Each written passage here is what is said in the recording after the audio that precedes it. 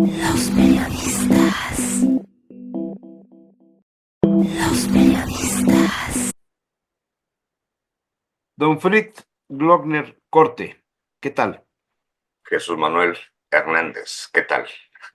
Pues nada, aquí, viendo cómo pasa el mundo a un nuevo orden bajo la presión de un gobierno en los Estados Unidos, de un presidente rodeado de una serie de personajes que la verdad es para preocuparse a tal grado de que The Wall Street Journal, que no es precisamente uno de los medios eh, que yo lea, digamos, como fuente de información, se atreve a hacer un análisis el fin de semana y dice, Trump está cambiando el orden mundial a una velocidad sin precedentes. Los líderes mundiales, los directores ejecutivos y los legisladores están atravesando cambios vertiginosos que afectan la atención médica, las escuelas y la cadena de suministro global. O sea, es un enorme riesgo para todos. Sí, pero no está cambiando el orden mundial, está descomponiéndolo. Bueno. Eso es pararse, como decía Campo Amor, ¿no? Todo es según del color con el cristal con que se mira. O sea, sí tiene. eh, Está entrando, llegó el simio a la cristalería, ¿no? Y trae un garrote y trae unos chacos y trae una serie de elementos que están provocando una serie de cristales rotos en aquel inmueble. Llámese, ahora sí que con la debida idea de la fragilidad, llámese el mundo, porque que no se nos olvide nunca que somos muy frágiles como especie humana y como universo, como mundo, ¿no? Y entonces este simio está destrozando sin ton ni son parte del etiquetado, parte de los cuidados, parte de la limpieza que se había venido organizando durante siglos, la conservación de la especie, la conservación de la cristalería. No quiero decir que vayamos a tener el fin del mundo con este individuo, por supuesto, y a final de cuentas no nos extrañamos porque todo periodo de un reinado siempre termina con un loquito. todo, todo imperio concluye con un loquito. Entonces, de alguna manera, creo que estamos llegando al arribo de ese loquito al imperio norteamericano y que por lo tanto va a darse el inicio de su decadencia y que se jala a caer a garras y encueras y desmadras, ¿no? Parte de lo que está a tu alrededor, en este caso, evidentemente, a las naciones, al mundo como tal, pero evidentemente para mi gusto, es esa reflexión de todo imperio tiene un final y el protagonista de ese final siempre fue un loco y ahora lo estamos presenciando, que nos sorprende porque no lo estamos leyendo, ¿no? No estamos viendo la caída del imperio romano, del imperio otomano, del imperio, ¿no? Griego, sino estamos viendo y estamos presenciando y estamos siendo sujetos de la historia, objetos de la historia, donde estamos siendo testigos de la caída, del inicio de la caída del imperio norteamericano. No sé, por ahí iría mi a bote pronto reflexión sobre lo que evidentemente hemos estado presenciando y hemos estado preocupándonos o estamos visualizando el qué hacer a partir de las nuevas condiciones, ¿no? En este reacomodo. La parte cultural de esta destrucción o reacomodo, como quieras llamarle ya, del simio, vamos a referirnos así, en la cristalería. Y pobres simios, por cierto. Sí, pasa por órdenes ejecutivas como que no se acepte a los deportistas trans, hombres o de sexo original masculino en deportes femeninos, porque esto significa una competencia desleal para las mujeres. El tema de combatir a las religiones, a los luteranos y a los católicos con una nueva concepción religiosa muy al estilo del simio. Esta parte, esto que en los Estados Unidos permitió el crecimiento del teatro, de la literatura, del periodismo en su momento, de la cinematografía, este, ¿será esta la parte que no ceda ante la presión del simio Fritz? No, más bien será la parte que genere la revolución. Eh, Todo movimiento cultural termina generando revoluciones. Toda revolución trae un movimiento cultural per se, ¿no? Entonces, con lo que me estás planteando, me queda clarísimo que este tipo de actitudes total y absolutamente retrógradas de la propia convivencia humana, de la expresión genérica y demás, obviamente va a ser uno de los grandes talones de Aquiles de este individuo, incluso para mi gusto, mucho más potentes y más detonadores que la propia economía. Porque de pronto, al desgastar la economía, al visualizar otro punto, hacia otra sinergia, las inyecciones económicas, ¿no? El armamentismo, bla, bla, bla, pero cerrar las válvulas de escape de la olla express termina por explotarte. Y para mí está cerrando las válvulas de escape, que son la cultura, evidentemente, que es la convivencia, que es la expresión humana. Entonces, evidentemente, la cultura va a ser punto nodal de la lógica, de la explosión, de la, en fin, del malestar colectivo del propio habitante norteamericano, de la propia expresión del reino, del imperio, y que va a tener sus traducciones porque las otras culturas tienen mucho más fortaleza. Incluso ubiquemos que la cultura norteamericana, en Estados Unidos no hay Secretaría de Cultura, por ejemplo, así como atención del Estado, no existe, por ejemplo, ¿no? Siempre ha tenido su relación con lo comercial, lo económico, ¿sí? Y en ese sentido, evidentemente, Estados Unidos es un país que va a explotar, va a generar su propia envenenamiento con este tipo de medidas tan ridículas, tan retrógradas, tan de qué, de la época, ¿de qué época? ¿No? O sea, por favor, estamos hablando del retroceso histórico del reinado y por lo tanto, para mi gusto, su inicio de decadencia, que ya venía, pero ahora se hace por lo más evidente, ¿no? O sea, esto sería bajo la óptica de la historia, el último esfuerzo de una línea de pensamiento en los Estados Unidos por conservar un imperio que se desmorona.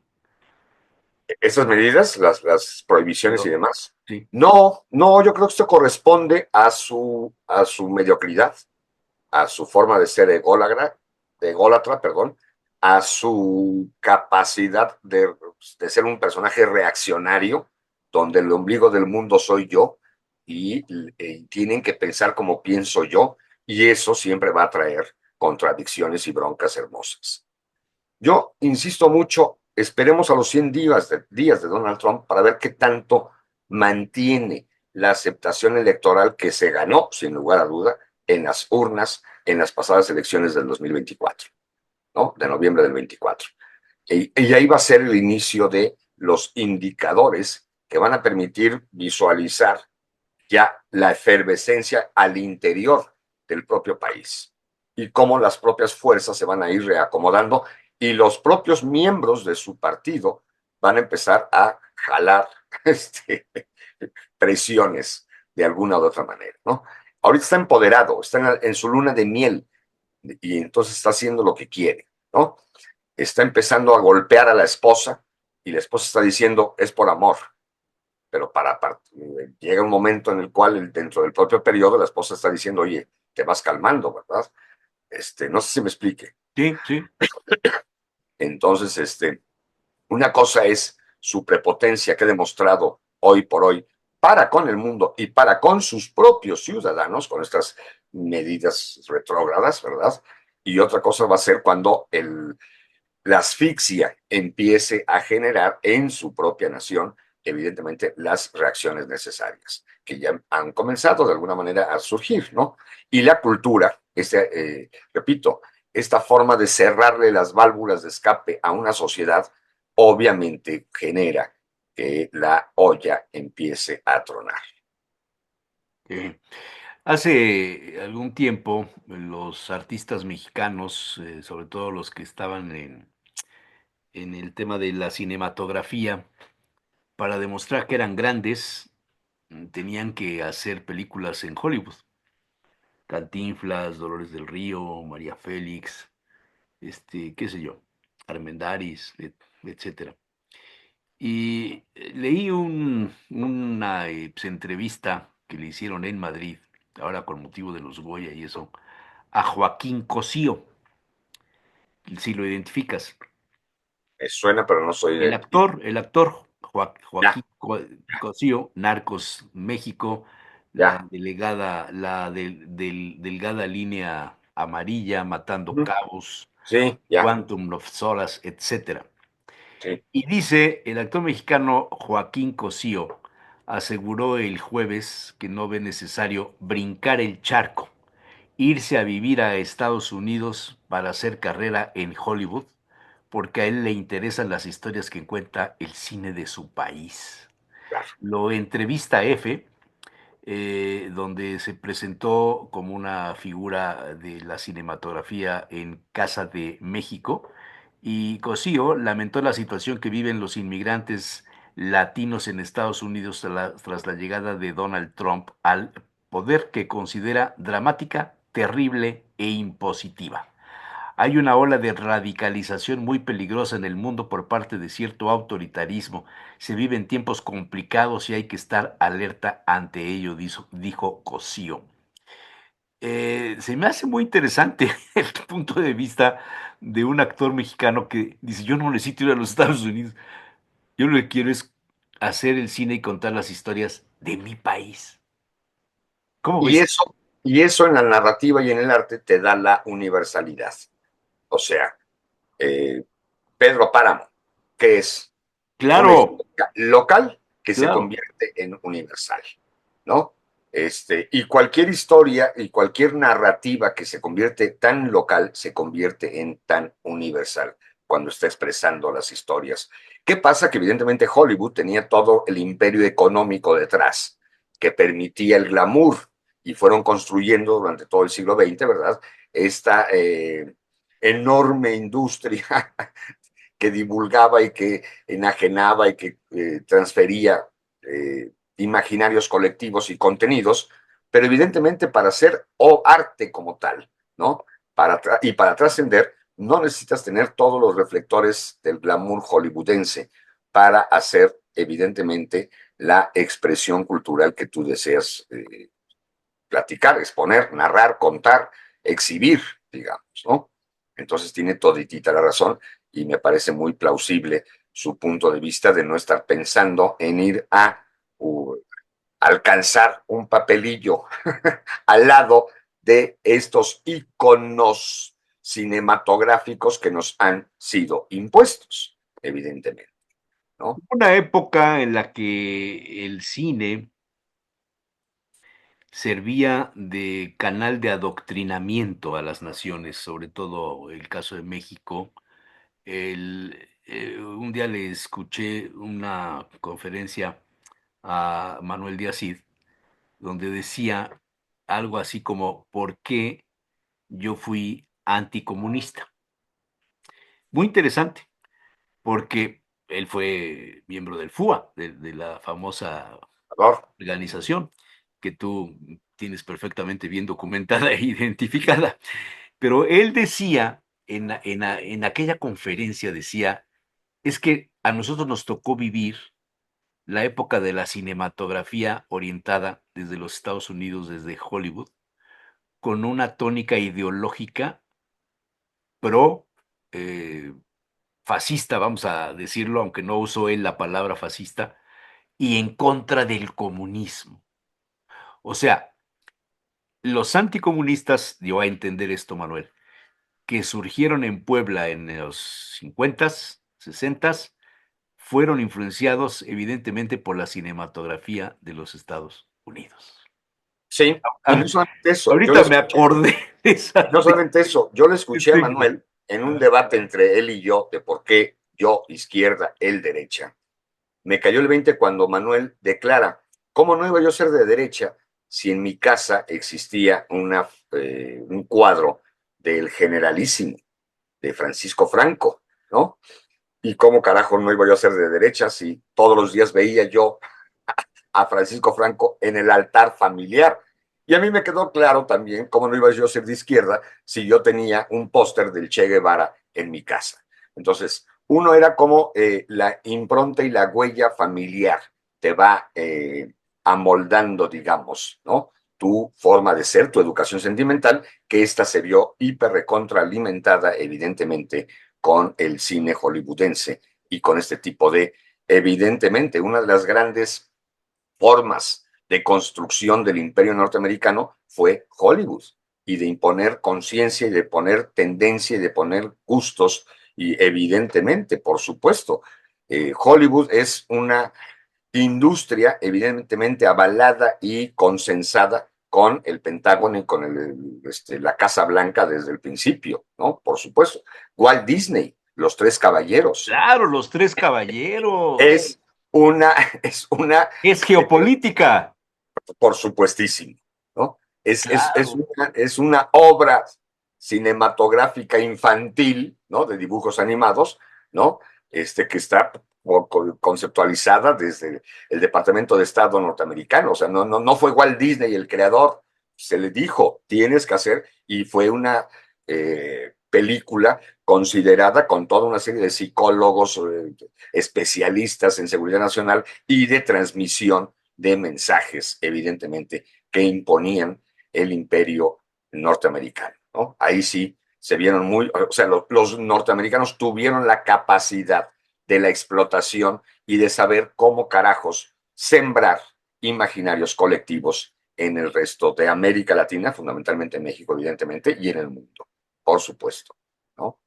Que Sí. ahí, como diría Carlos Fuentes, pian pianito nosotros podíamos ir ganando esa guerra cultural con las chicas que laboran, mexicanas de origen mexicano, que laboran en la colaboración de la limpieza y que atienden a los niños gringuitos y que les empiezan a dar chile y que les empiezan a contar las leyendas de sus pueblos. Y entonces ahí de alguna manera sí contraveníamos, digamos, ¿no? A las influencias norteamericanas. Un poco como plan de guerra de guerrillas, pero evidentemente también nosotros con la migración, evidentemente, se fue logrando, se fue cultivando, contrarrestando además American Way of Life, ¿no? Y eso es lo que busca prolongarse en este siglo.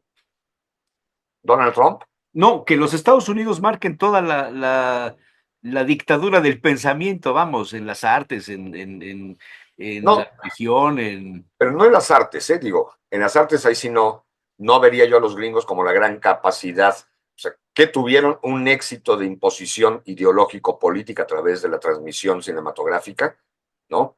Pero, y literatos hay maravillosos, pero los hay mejores en Francia, en España, en México mismo, o sea, ahí hay que ser cuidadosos, ¿no? Porque no son los grandes creadores y generadores del arte como tal, son los grandes creadores de una cultura popular que logró generar sembradíos colectivos en pos de su ideología, ¿no? Habría que diferenciar a Faulkner, ¿no? A Hemingway, como creador, como escritor, ¿no?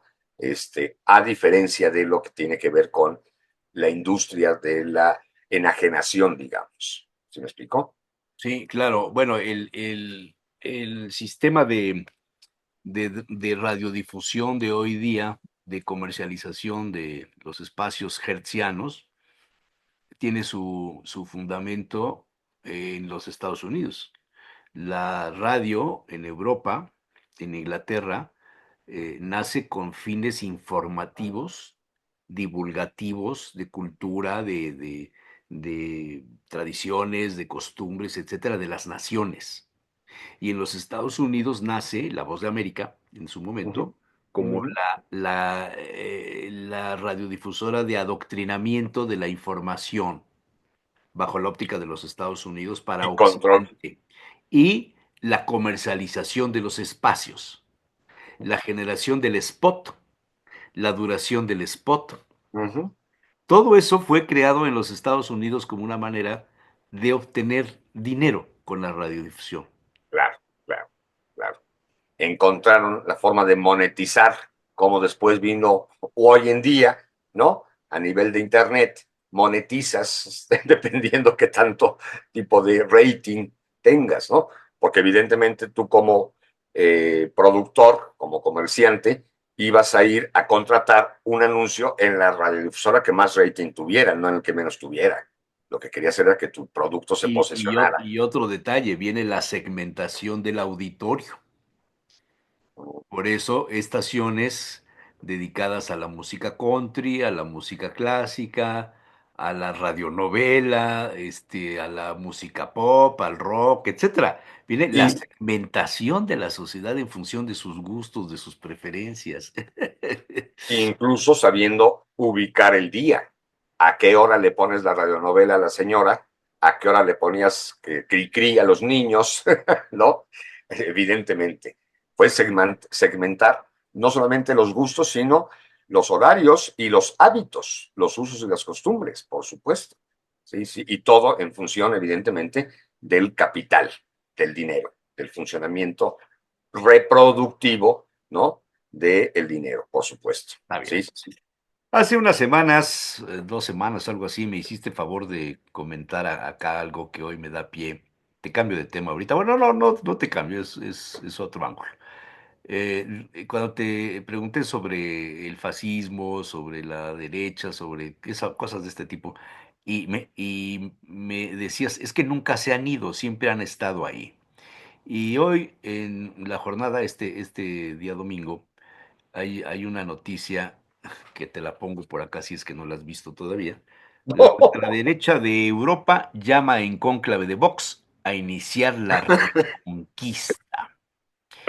Y ahí está sentado el italiano Matteo Salvini, el húngaro Víctor Orbán, el político Santiago Abascal de Vox, que tiene muchos amigos en México y algunos poblanos estuvieron con él allá en Madrid cuando estudiaron una maestría o un doctorado y luego vinieron aquí a gobernar la ciudad. Sí, Marine Le Pen se reunieron en Madrid ante 3,000 personas. Y dice, la ultraderecha europea que agrupa desde a los neofranquistas españoles del partido político Vox hasta los neonazis del Partido de Alternativa para Alemania, estos que son los radicales, lanzaron desde Madrid una advertencia inequívoca: somos el futuro. A partir de hoy se inicia el camino para la reconquista y el regreso a los valores tradicionales de la familia normal no, de hombre y mujer, así como la expulsión fulminante de los migrantes ilegales. No lo dijo Trump, no, están diciéndolo en un cónclave de la ultraderecha europea, donde pues miran, dice la nota, con orgullo a Estados Unidos tras la llegada al poder de Donald Trump, a quien llamaron amigo y compañero de armas, y del que copiaron su lema de campaña para guiar su reunión: hagamos grande a Europa otra vez. ¿Qué te parece? pues ahí está. Nunca se habían ido. No, Estaban pero ¿qué te parece esto? alarmante, alarmante, obviamente, porque están envalentonados, ¿no? Están con el retroceso ideológico, anímico, humano de tantas batallas que se han venido logrando colocar en la convivencia humana, la no aceptación de la diversidad sexual, por ejemplo, ¿no? Están cayendo en la lógica de los valores de antaño, están cayendo. Entonces, como te había dicho, ahí estaban siempre. Lo que pasa es que evidentemente no habían tenido eh, un micrófono tan grande como el que les está regalando el día de hoy, o un reflector tan grande como el que les está regalando el día de hoy Donald Trump, ¿no? Entonces, claro que es alarmante, claro que hay movilidad de todas partes, se encontraban agazapados, no derrotados, se encontraban ahí, porque evidentemente siempre han tenido parte de el poder económico, que no se nos olvide, ¿no? Y eso es lo que les ha dado gran fuerza. ¿Qué le ha dado gran fuerza a Donald Trump? Su poderío económico. Entonces, ellos siempre habían estado ahí con una capacidad financiera potente, ¿no? Y hoy por hoy están levantando las cabezotas, apostando a que el futuro les pertenece. Evidentemente, se vienen batallas maravillosamente que pensábamos que ya eran de otros tiempos, pero la historia es cíclica, como la vida misma, como el ciclo del agua, como el ciclo de todo, la historia también es cíclica. Y evidentemente están queriendo volver, ¿qué? A las épocas de la Inquisición. O sea, aquí no solamente están queriendo regresar a el fascismo de principios del siglo XX, están queriendo volver a la Inquisición. O sea, ¿qué onda? Sí, sí, sí. Maravillosa nota.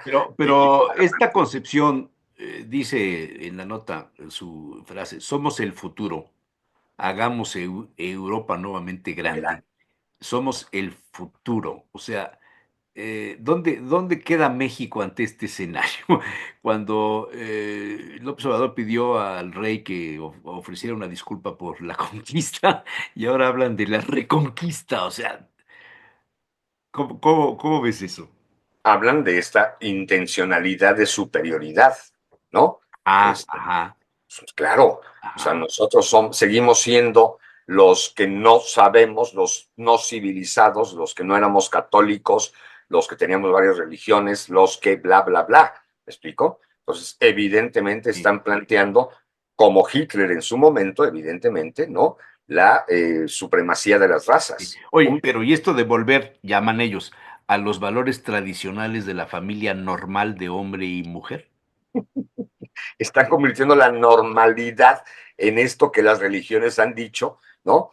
De que tiene que ser hombre y mujer y no la diversidad sexual, que evidentemente ha contribuido a una convivencia de experiencias maravillosas, totalmente respetando, me explico, cualquier tipo de inclinación o de adopción o de gusto, pues. Para ellos, ¿qué es lo normal? Pues que ahí habría que empezar filosóficamente planteando qué es la normalidad o qué es lo normal, ¿no? O qué es lo justo o qué es lo que debe de ser. Están imponiendo el deber ser de ellos, ¿sí? Dentro de su normalidad y dentro de su código de supuestos valores, ¿no? Y evidentemente están generando que hay diferencias de razas, hablando de la migración, ¿no? Que están evidentemente que los valores se han trastornado en libertinaje, bla, bla, bla, debido a la homosexualidad. ¿Cuántas historias no tenemos de homosexualidad dentro de estos grupos familiares, por ejemplo, de conservadores? ¿Sí? Entonces, quieren regresar al closet, digamos, las expresiones de la sexualidad humana, ¿no? Leí una novela que ha tenido mucho éxito en España, salió publicada el año pasado, de Lorenzo Acevedo, con B grande, La taberna de Silos. Leí una crítica de esta novela y hace unos meses que yo andaba en Madrid, la vi ahí en la casa del libro y me la compré y la leí y es impresionante. Está en el siglo XIV, una cosa así, pero habla de la historia de la vida cotidiana de un convento en Silos y de lo que pasa dentro del convento. Hay un crimen, hay dos crímenes, hay un robo, hay una herencia de uno de los monjes que le quieren quitar sus tierras porque en aquella época cuando moría la familia tenía que donárselas si no tenía descendientes o su hijo era fraile, pues tenía que pasar la herencia a la propiedad del monasterio. Claro, Y entonces el fraile se da cuenta de toda la serie de tranzas que hubo, y se revela y lo matan. Pero resulta que en la investigación que hace un fraile al que mandaron a investigar qué estaba pasando en Silos, se da cuenta que hay una puerta secreta por donde solo entran las personas que saben. Y entonces pues resulta que entran las mujeres, los varones, que son los que facilitan la vida sexual de los monjes dentro del monasterio. Y empieza a contar unas historias, ¿no? Y está basada no en una historia real, pero está basada en información de investigación, porque este señor Acevedo es un especialista en la lectura de los manuscritos de los conventos. Entonces, o sea, no es, y creo que estuvo dentro de un convento y demás. O sea, es que hay experiencias que están guardadas en los libros de los conventos y demás, que te revelan las cosas que pasaban. Claro, claro, claro. Muy interesante, ¿eh? Y ahí está la doble moral, Ahí está ahí la está doble moral. la doble apuesta, ahí está lo que hemos dicho, ¿no? Regresar a la Inquisición, regresar a eso, al poder de el yo con mis creencias, pero o incluso cuando yo mismo me encuentro en la contradicción en otro sentido, ¿no? Como institución, las iglesias, los conventos, las religiones, o los grandes capitalistas, o los dueños del dinero, o los dueños del poder, en fin, ¿no?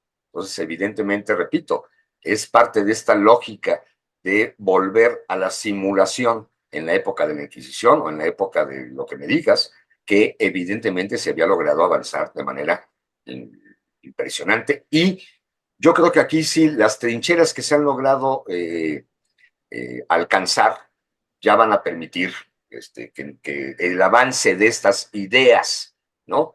El quitarle el empoderamiento a la mujer, por ejemplo, porque me quiero imaginar que dentro de esto no se acepta el feminismo. No, por Como, supuesto, no. bueno, quiero ver los alcances que ha logrado el feminismo en Europa, por ejemplo, ¿no? Para que estos sean dueños del futuro, o en los propios Estados Unidos, o en México, o etc., ¿no? En fin, algo me queda clarísimo. Donald Trump tiene un talón de Aquiles que no se imaginaba, que se llama Claudia Sheinbaum. Para mí, el que una mujer mexicana esté contando con mayor capacidad de inteligencia que él para saber torear a desbocado, no es toro de Lidia, a ¿qué? Salvaje toro que está con sus cuernos intentando llegar a cualquier meta, lo ha de tener un poco en la frustración, digamos, ¿no? Porque no es el tú por tú. No, no le puede decir a Claudia, vámonos a la esquina a rompernos el hocico como él quisiera, ¿no? O como ha estado pretendiendo hacer, sino, a final de cuentas, una mujer está siendo la que controle y con inteligencia medie ante sus idioteces en la relación con México, definitivamente. Para reforzar esto que estás diciendo, te pongo, tampoco es uno de los medios que yo vea como de Referencia. verdadera, sí, bueno, tienen cosas, ¿no? The New York Times. Análisis de noticias, es una sección de varios colaboradores que analizan el momento actual. Esto salió publicado el 6 de enero.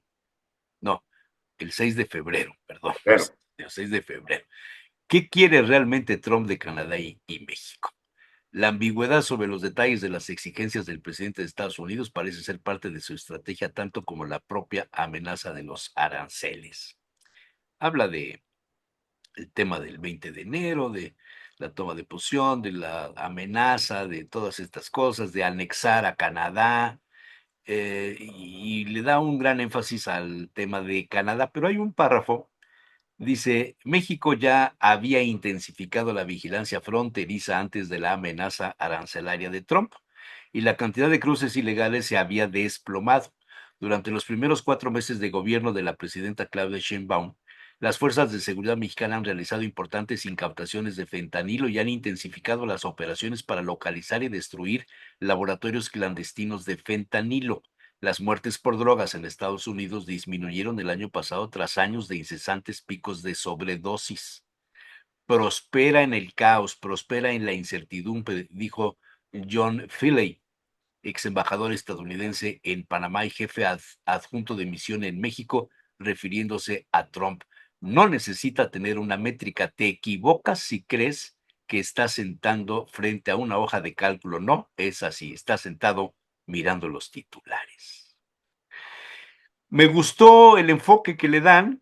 Es el New York Times, que no es precisamente el diario que ha reconocido el trabajo de los gobiernos mexicanos, fue el que publicó esa investigación de cómo se cocina el fentanilo en una cocina que, bueno, estaba llena de imágenes religiosas y de Coca-Colas y demás. Sí, Pero el enfoque que le dan es que reconocen los tamaños de la señora. así es, El New nada York más. Times. Sí, sí. Están diciéndole, a ver, carnal, aguas porque no estás ante cualquiera, ¿no? Estás ante una mujer inteligente que sabe gobernar y que es decidida, ¿no? Evidentemente, sí, totalmente de acuerdo. E insisto, pues, es este juego de estira y afloja de una lógica donde estás ante un desbocado y que se ha logrado torear de una forma hermosa. Que es ahí donde decía yo, ya lo había yo mencionado, si no mal recuerdo, cómo llega Claudia a sus 100 días, incluso con un porcentaje de quienes no votaron por ella de reconocimiento, y cómo llegaría Donald Trump. Y cómo Donald Trump está Lo vamos jugando a ver, lo a vamos a ver. esta lógica de la doble moral, ¿no? O sea, a ver, una vez más, evidentemente, el fentanilo está entrando a través de México, pero ¿qué ha hecho Estados Unidos para evitar? O sea, ¿cuándo hemos escuchado la captación, la detención de las bandas que distribuyen el fentanilo en Estados Unidos, carnal? Digo, es ilógico que México lo pasa a San Diego y ya de ahí cómo se distribuye, cómo llega a las manos, al cuerpo de los norteamericanos. Digo, ya no es la mafia mexicana la que distribuye las drogas en Estados Unidos, es la mafia norteamericana. O sea, no nos hagamos, por favor, ¿sí?